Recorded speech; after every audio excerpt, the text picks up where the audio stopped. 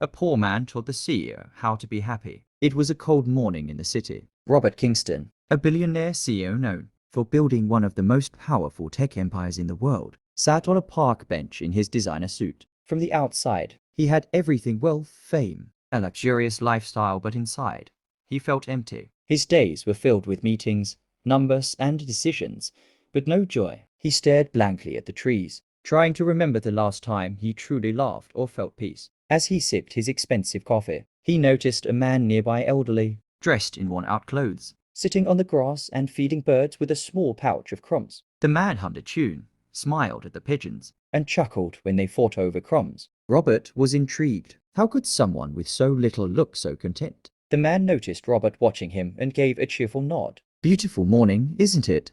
he said. Robert nodded politely. "It is. You seem happy." The man laughed. "Why not? I've got fresh air, music in my head, and a few hungry friends to feed." Robert hesitated before asking, "Do you live around here?" The man replied with a grin, "Sort of. The street's been my home for a few years now. Name's Thomas." "Robert," the CEO responded. "Robert Kingston." Thomas's eyes widened. "The tech guy. I've read about you in the paper at the shelter. You've built quite a world." "Maybe," Robert replied, "but somehow it doesn't feel like enough anymore." Thomas tilted his head. "You mean you're not happy?" Robert nodded. "Not really. I have everything money can buy, but I feel like I'm missing something." Thomas chuckled. "You're not the first rich man to say that to me. What's your secret then?" Robert asked. "You've lost so much, yet you're smiling like you've got everything." Thomas looked up at the sky. "I did lose everything once: my bakery, my wife, and my home. For a while, I was angry at life. But one morning,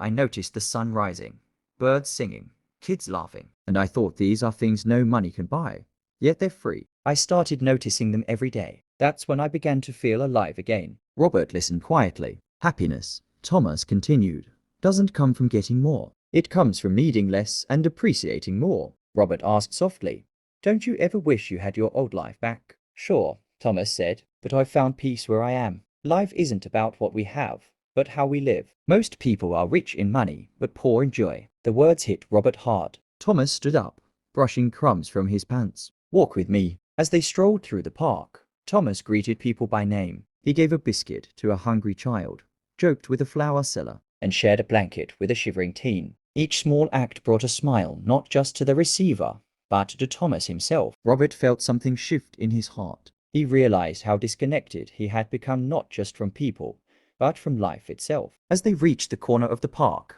Thomas turned to him. "You've got the power to change lives, Robert. Not just with money, but with kindness. Start small. It will change you more than them." Robert nodded, emotion in his eyes. "You've taught me more in an hour than I've learned in years." Thomas smiled. "Sometimes the poorest have the richest hearts." That night, Robert skipped his high-rise apartment and instead visited an orphanage. He donated quietly, then spent hours playing and talking with the children. For the first time in years, he felt whole. From that day on, he led his company differently, with compassion. He launched programs for the homeless, gave jobs to struggling people, and found joy not in profits, but in purpose. Lesson: true happiness is not found in luxury, but in gratitude, simplicity, and giving. A man with nothing may still have everything, if he learns to love the little things and shares what little he has.